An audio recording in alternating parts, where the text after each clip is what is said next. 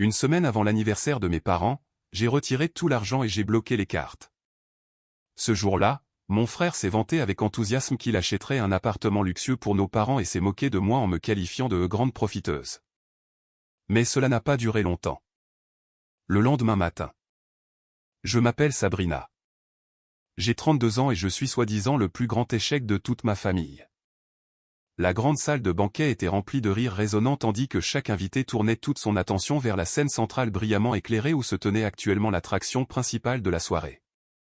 Mon frère se tenait droit avec un microphone à la main tout en projetant un ton incroyablement suffisant à travers la pièce pour annoncer qu'il achèterait un appartement luxueux demain matin comme cadeau de surprise ultime pour nos parents. Immédiatement après avoir fait cette promesse grandiose, il a dirigé un regard moqueur directement vers ma table de coin avant de parler directement dans le microphone. Il a souri avec arrogance tout en déclarant « Regardez la grande profiteuse de notre famille. Elle n'a rien d'autre que l'échec. » Je suis resté parfaitement immobile dans mon siège isolé tout en offrant un sourire poli à la foule, sirotant calmement mon vin rouge sans montrer une seule trace de colère car j'étais la seule personne qui connaissait la vérité dévastatrice. La réalité était que j'avais complètement vidé les comptes de financement partagés tout en verrouillant solidement chaque carte de crédit exactement une semaine avant cet événement. Cela signifiait que sa vision glorieuse de la richesse était destinée à s'effondrer en ruine absolue dès le lendemain matin. Avant que je n'explique comment un prétendu échec a réussi à orchestrer cet effondrement financier total, veuillez appuyer sur ce bouton d'abonnement et aimer cette vidéo afin de ne jamais manquer aucune de nos prochaines histoires dramatiques. Tout au long de mon enfance sous ce toit à Spokane, je me suis toujours senti comme une existence complètement superflue au sein de ma propre famille. Je suis né dans un foyer où chaque once d'affection et toutes les ressources financières disponibles étaient injustement canalisées par ma mère Linda et mon père Charles directement vers mon frère Preston. Ils le traitaient comme un investissement immaculé qui nécessitait une attention constante tout en me traitant comme une réflexion après coup qui ne faisait que consommer leur oxygène. Chaque conversation lors des dîners de famille tournait entièrement autour de ces petites réalisations tandis que mes propres étapes académiques importantes étaient rapidement balayées d'un signe de tête négligent avant que le sujet ne revienne sur ses perspectives d'avenir. J'ai appris à naviguer dans ma jeunesse en restant à l'écart et en observant avec quelle facilité l'argent dictait le flux de l'amour dans notre foyer. Preston utilisait constamment ce favoritisme parental extrême comme une arme pour piétiner délibérément mon estime de moi chaque fois qu'il voyait une opportunité de s'élever à mes dépens. Il se moquait de mes aspirations professionnelles lors des rassemblements de vacances tout en s'assurant que tout le monde dans la pièce entende ses insultes cinglantes. Au lieu de corriger son comportement toxique, maman et papa regardaient simplement depuis la touche tout en louant activement son arrogance vicieuse comme un trait de leadership nécessaire pour un homme d'affaires très prospère. Ils croyaient honnêtement que ces remarques cruelles étaient simplement des manifestations d'un esprit de compétition qui le mènerait finalement à la grandeur dans le monde de l'entreprise. Il est devenu d'une évidence aveuglante que la compassion était considérée comme une faiblesse sous leur toit, tandis que l'impitoyabilité était récompensée par des éloges sans fin et un soutien financier. Reconnaissant très tôt que je n'aurais jamais une voix respectée ni un espace sûr dans cet environnement toxique, j'ai pris la ferme décision de faire mes valises et de déménager à Seattle immédiatement après avoir terminé mes études pour forger ma propre voie indépendante. J'ai intentionnellement rompu toutes mes dépendances émotionnelles envers eux tout en me faisant le vœu silencieux de ne plus jamais accepter un seul centime de soutien financier de la part de mes parents. Je voulais prouver que je pouvais survivre et prospérer entièrement par mes propres mérites sans leur devoir aucune gratitude ni être victime de leurs tactiques de contrôle manipulatrice. La distance géographique m'a finalement apporté la clarté mentale dont j'avais désespérément besoin pour me concentrer entièrement sur mes ambitions professionnelles sans que leur voix dénigrante constante ne résonne dans mon esprit. Endurant d'innombrables nuits blanches et survivant à des luttes féroces dans le paysage hautement compétitif des entreprises, j'ai systématiquement construit mon propre empire commercial massif à partir de zéro grâce à une détermination pure. J'ai accumulé avec succès de vastes quantités de richesses grâce à des investissements calculés et à un travail acharné et implacable sur une période de 10 ans. Mon entreprise est finalement devenue une force dominante dans l'industrie, obtenant des contrats de plusieurs millions d'euros qui ont fermement établi ma position en tant que dirigeante d'entreprise respectée. Cependant, j'ai fait le choix conscient de garder mon succès financier massif un secret absolu pour tout le monde dans ma ville natale, car je savais exactement comment leur cupidité se manifesterait s'ils découvraient un jour la vérité sur ma valeur nette.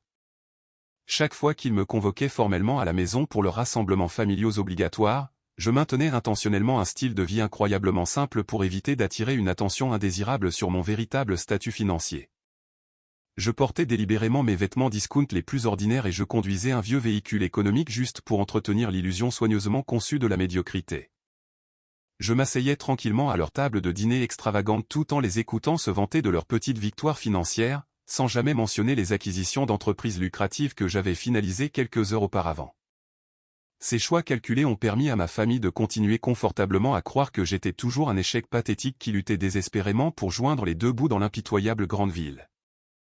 2 semaines avant la fête d'anniversaire, une séquence rapide d'événements inattendus a complètement exposé la toile de mensonges élaborés entourant ma famille.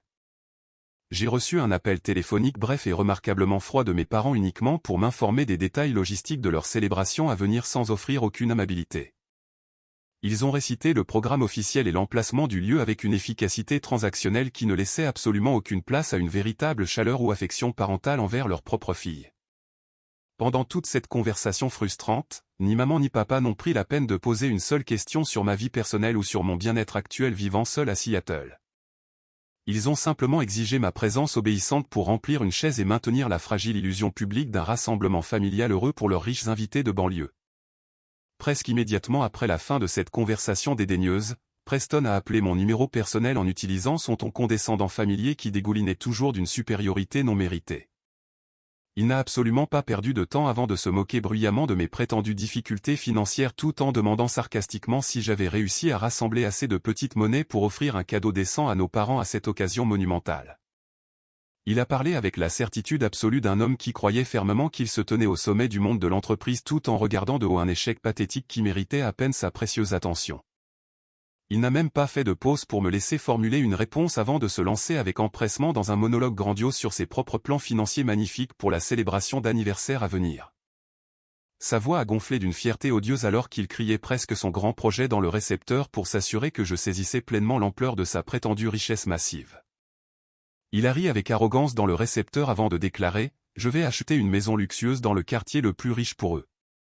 Alors prépare-toi juste à ouvrir les yeux et à regarder mon triomphe. » J'ai choisi de maintenir un silence absolu face à son arrogance écrasante car m'engager dans une petite dispute fraternelle ne ferait que nourrir son besoin désespéré de validation constante. L'écouter essayer désespérément d'écraser mon esprit n'a fait que renforcer ma ferme décision de rester entièrement détaché émotionnellement de ces jeux compétitifs pathétiques. J'ai pris une lente inspiration pour me recentrer avant de répondre froidement « Fais juste ce que tu penses être juste ». J'ai immédiatement mis fin à l'appel sans prendre la peine de prononcer une autre syllabe ni d'attendre d'entendre son inévitable réfutation sarcastique. Juste au moment où j'ai replacé mon téléphone portable sur mon bureau en bois poli, ma secrétaire Sarah est entrée dans mon bureau privé en tenant une pile massive de portefeuilles financiers confidentiels. Elle s'est approchée de mon espace de travail avec un comportement professionnel très sérieux tout en expliquant que ces documents épais contenaient des appels désespérés pour des injections de capitaux d'urgence de la part de diverses entreprises en difficulté. Il s'agissait toutes d'entreprises défaillantes à la recherche active d'une bouée de sauvetage financière massive pour éviter une ruine structurelle totale sur un marché d'entreprises hautement volatile qui ne montrait absolument aucune pitié pour les équipes de direction incompétentes. J'ai feuilleté avec désinvolture les résumés exécutifs organisés tout en buvant mon café du matin jusqu'à ce que mes yeux se fixent soudainement sur un logo d'entreprise remarquablement familier imprimé sur un dossier rouge. Je suis resté assise là dans un silence stupéfait et complet alors que je regardais directement le nom juridique officiel de l'entreprise prétendument florissante de Preston figurant en bonne place sur une liste d'actifs en difficulté en attente de liquidation immédiate. L'audit financier confidentiel indiquait clairement que son entreprise perdait agressivement de l'argent et vacillait au bord absolu d'une faillite irrécupérable. Cette réalité documentée et dévastatrice contrastait de manière absolument flagrante avec les vantardises odieusement suffisantes qu'il venait de projeter au téléphone quelques minutes plus tôt. Une semaine après cet appel téléphonique profondément insultant concernant la fête d'anniversaire à venir, la preuve indéniable de la corruption absolue de l'entreprise de Preston reposait soigneusement dans une pile épaisse sur mon bureau poli. Prouvant exactement à quel point ces vantardises arrogantes étaient vraiment creuses. Grâce à un audit jury comptable incroyablement approfondi et hautement confidentiel initié par mon équipe financière privée, la vérité choquante concernant son empire commercial en effondrement rapide a finalement été révélée de manière spectaculaire. J'ai découvert que Preston détournait continuellement des fonds d'entreprise substantiels depuis plusieurs années consécutives pour gonfler artificiellement sa richesse personnelle dans le dos de ses actionnaires. Il siphonnait désespérément des montants massifs de capital d'exploitation uniquement pour financer un style de vie ridiculement tape à accent graveleuil et luxueux aux côtés de son épouse tout aussi parasitaire, ma belle-sœur Kendra. Ils finançaient essentiellement leurs interminables vacances de luxe et leur garde-robe de créateurs coûteux, enseignant agressivement et complètement à blanc son entreprise en difficulté tout en mentant simultanément à leurs investisseurs désespérés. La pire révélation absolue cachée dans ces documents financiers horribles a été de trouver la preuve concrète qu'ils falsifiaient activement des signatures officielles sur des formulaires d'autorisation bancaire pour accéder à des capitaux restreints. Ils se préparaient systématiquement à vider secrètement un fonds de crédit conjoint hautement confidentiel que j'avais personnellement établi spécifiquement pour couvrir toute future urgence médicale pour maman et papa. Il n'avait absolument aucune honte à voler un filet de sécurité médicale d'urgence juste pour financer sa pathétique illusion immobilière et maintenir son faux statut social parmi ses pairs riches. Après avoir examiné en profondeur ces manœuvres financières dégoûtantes, ma meilleure amie et avocate, Monica, a claqué avec force l'épais dossier de preuves sur ma table de conférence en verre avec un dégoût visible rayonnant de son expression. Elle a croisé les bras fermement tout en jetant un regard féroce sur les pages de signatures falsifiées avant de parler avec un ton débordant d'indignation vertueuse en mon nom.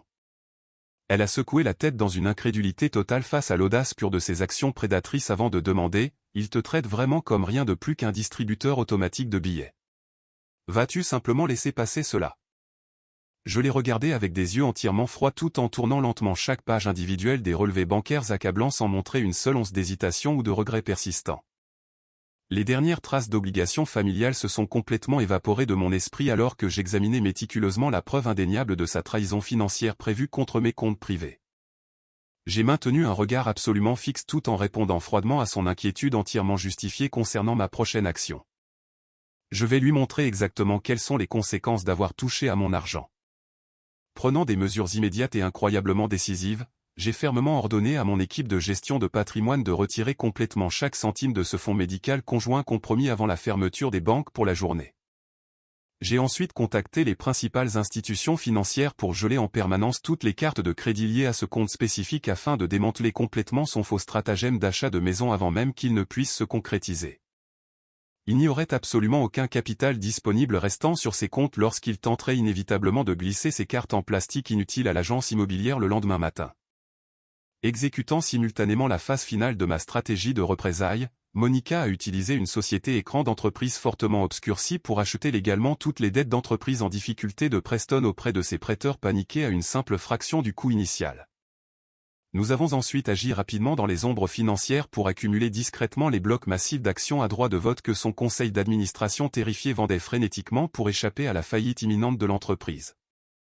Lorsque le vendredi après-midi est finalement arrivé, je possédais secrètement le pouvoir de contrôle absolu sur l'empire commercial même qu'il utilisait pour justifier constamment son arrogance insupportable. Le soir de la fête d'anniversaire à Spokane, la grande salle de banquet débordait de lumière scintillante aux côtés des rires bruyants des invités qui se mêlaient près du bar.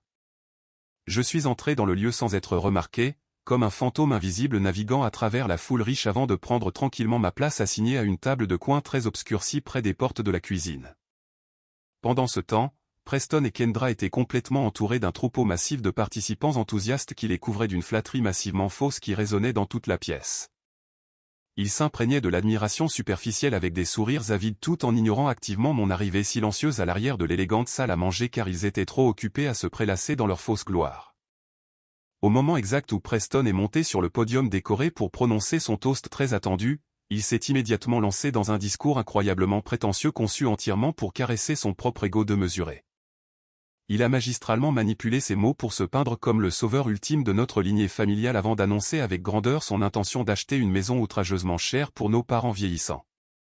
Sa voix a retenti à travers la pièce silencieuse alors qu'il réclamait pratiquement une ovation debout pour un engagement financier follement généreux qu'il était fondamentalement incapable de remplir réellement sans avoir accès à mes capitaux restreints. Suspendant son monologue dramatique pour un effet théâtral, il a délibérément dirigé un regard de dédain absolu vers mon coin sombre pour m'humilier publiquement devant la foule massive et attentive. Il a utilisé son public captif pour lancer des insultes cinglantes concernant mes prétendus échecs financiers tout en s'assurant que chaque invité comprenait exactement à quel point il respectait peu mon existence continue.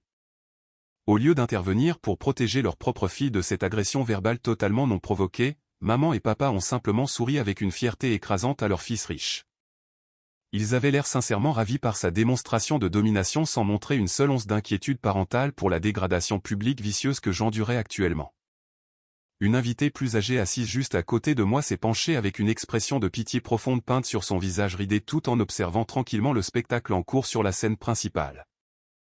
Elle a secoué la tête avec compassion avant de se pencher plus près de mon oreille pour murmurer son jugement totalement non sollicité concernant mon statut inférieur perçu au sein de la stricte hiérarchie familiale.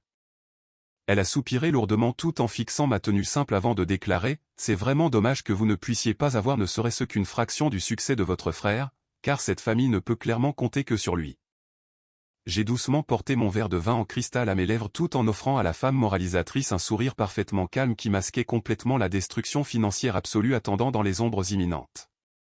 J'ai regardé directement dans ses yeux condescendants tout en prenant nonchalamment une lente gorgée du millésime rouge coûteux sans laisser la performance théâtrale pathétique de Preston briser mon calme constant.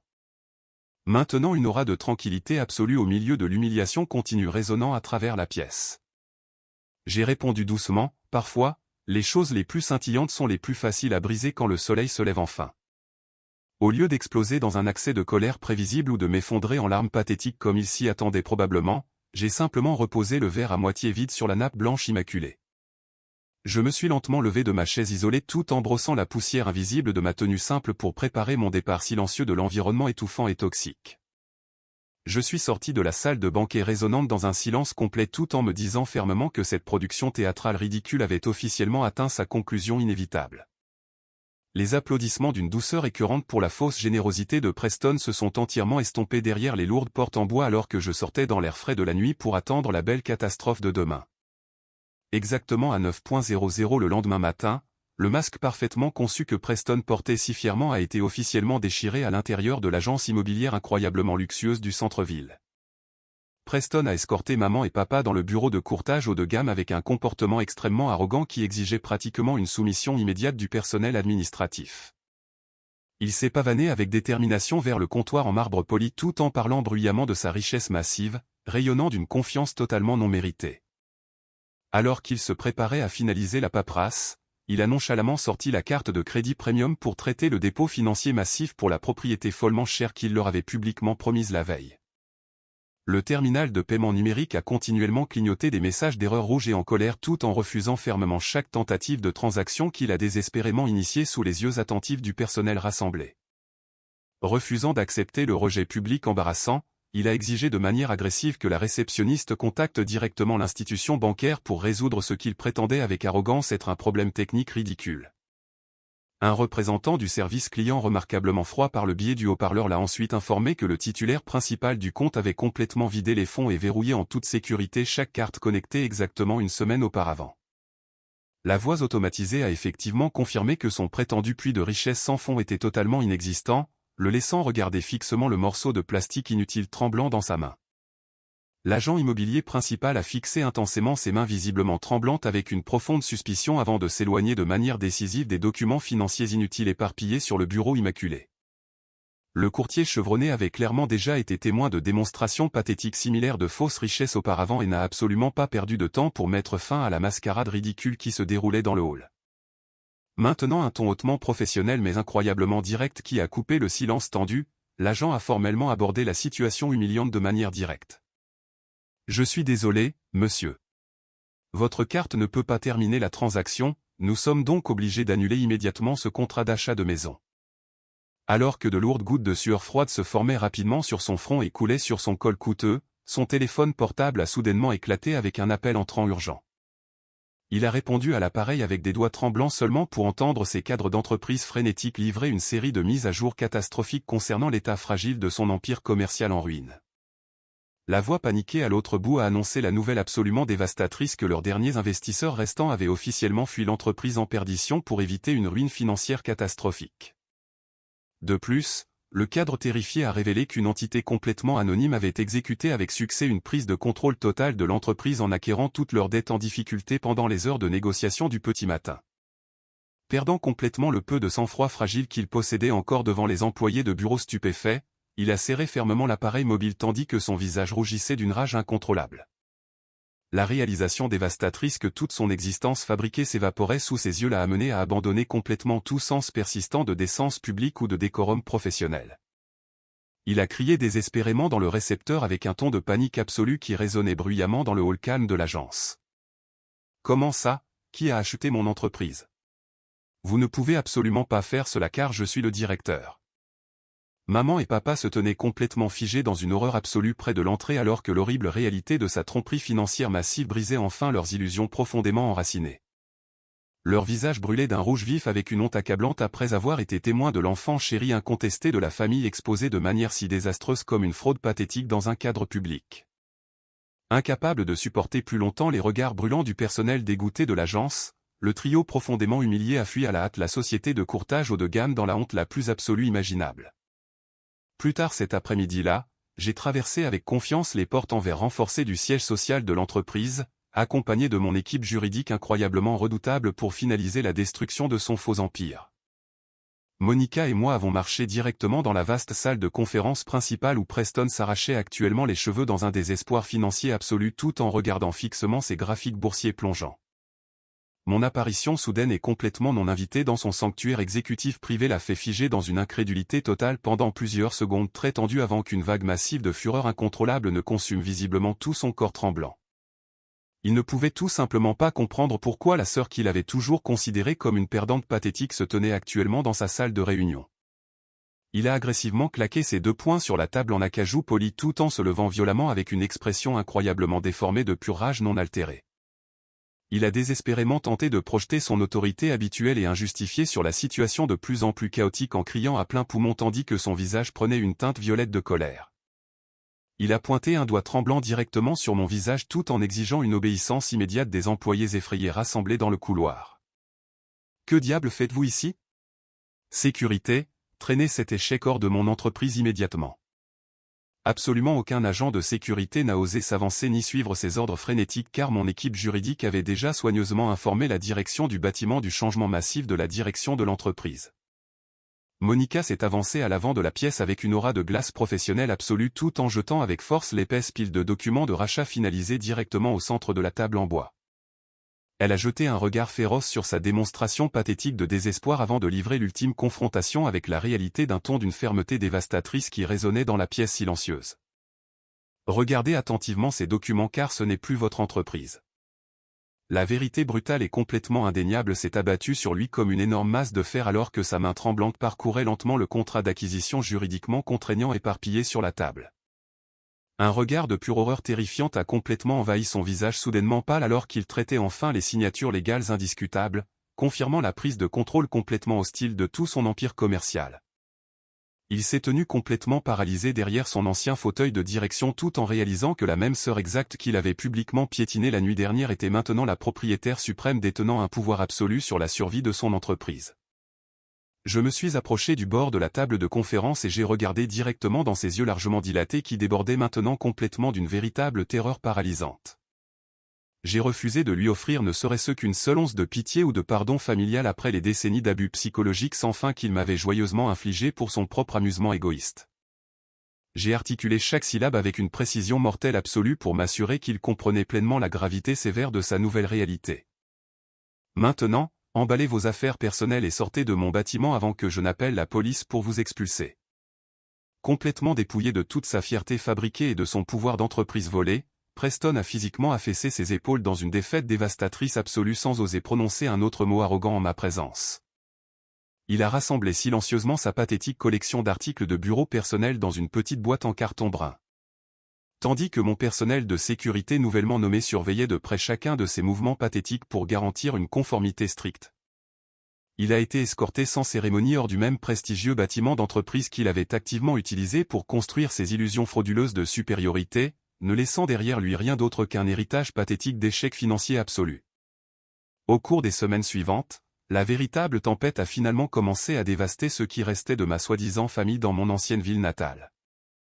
Les conséquences brutalement réalistes de sa tromperie financière massive sont arrivées avec une force dévastatrice absolue pour détruire définitivement l'existence incroyablement arrogante qu'il s'était faussement construite. Preston a non seulement perdu définitivement son poste prestigieux au sein de l'entreprise sous ma nouvelle direction, mais il a également fait face à des accusations criminelles incroyablement graves et à une peine de prison potentielle pour avoir activement détourné des fonds de l'entreprise afin de financer son luxe personnel. De plus, Kendra a immédiatement fait ses valises de créateur et a demandé un divorce très litigieux car elle refusait absolument de supporter le poids écrasant de ses dettes monumentales nouvellement acquises ou de soutenir un homme se dirigeant vers la prison. Maman et papa ont connu un effondrement émotionnel complètement catastrophique lorsque leurs précieuses illusions de toute une vie concernant leur fils merveilleusement réussi ont été violemment brisées en 1 million de morceaux irréparables. Sans mon fonds médical d'urgence secret sur lequel compter, ils ont finalement été obligés de vendre la même maison de banlieue dans laquelle ils vivaient confortablement depuis des décennies juste pour rembourser désespérément une petite fraction de ces erreurs financières pathétiques. Ils se sont soudainement retrouvés face à une dure réalité où leur enfant fortement favorisé avait activement ruiné leurs années de retraite dorées par sa cupidité incontrôlable. Ils ont continuellement inondé ma messagerie vocale personnelle de dizaines de messages audio désespérés tout en sanglotant de manière incontrôlable pour implorer mon aide financière immédiate afin de sauver leur navire qui sombrait rapidement. Ils ont désespérément essayé d'invoquer des sentiments de culpabilité familiale en me rappelant constamment notre lignée commune, ignorant complètement les décennies de violence psychologique qu'ils avaient joyeusement permises. J'ai simplement écouté leurs supplications pathétiques une dernière fois dans un silence absolu avant de changer définitivement mon numéro de téléphone personnel pour couper froidement tout contact restant avec eux pour le reste de ma vie. Je suis confortablement retourné à ma vie paisible à Seattle pour continuer à développer mon empire commercial prospère avec un esprit entièrement rajeuni et incroyablement épanoui guidant chacune de mes décisions professionnelles. J'avais finalement réussi à me débarrasser complètement du fardeau étouffant de ces relations familiales hautement toxiques qui m'avaient activement retenu et qui avaient constamment drainé mes réserves émotionnelles pendant tant d'années misérables. Avant de conclure l'épisode incroyablement dramatique d'aujourd'hui, veuillez ne pas cliquer ailleurs tout de suite car il y a des leçons profondément précieuses que nous devons discuter concernant cette dynamique familiale compliquée. En tant qu'animatrice de cette chaîne, je crois fermement que le magnifique parcours de Sabrina illustre parfaitement les graves dangers émotionnels et financiers de la tolérance constante du favoritisme toxique au sein de nos propres foyers. Son histoire sert de rappel extrêmement puissant qu'endurer sans fin un manque de respect constant n'est absolument jamais une exigence stricte pour maintenir des liens familiaux, en particulier lorsque ses parents particuliers vous considèrent strictement comme une ressource financière jetable. Nous devons toujours nous rappeler que l'établissement de limites absolues et la priorité accordée à notre propre bien-être mental sont tout à fait nécessaires lorsque nous traitons activement avec des personnes profondément manipulatrices qui drainent constamment notre énergie personnelle pour leur propre gain égoïste. La chute ultime et tout à fait méritée de Preston démontre parfaitement qu'une arrogance extrême et un sentiment de droit non mérité mèneront finalement à une destruction complète lorsque la réalité rattrapera enfin des illusions soigneusement construites. J'adorerais absolument entendre vos pensées personnelles concernant la méthode complètement impitoyable mais entièrement justifiée de Sabrina pour chercher une rétribution d'entreprise totale contre ses proches hautement toxiques. Si vous aviez été placé dans sa position exacte lors de cette somptueuse fête d'anniversaire, auriez-vous exécuté exactement la même prise de contrôle financière pour leur donner une leçon? Ou auriez-vous choisi une voie complètement différente vers une résolution pacifique? Veuillez partager vos perspectives uniques et vos histoires personnelles dans la section des commentaires ci-dessous.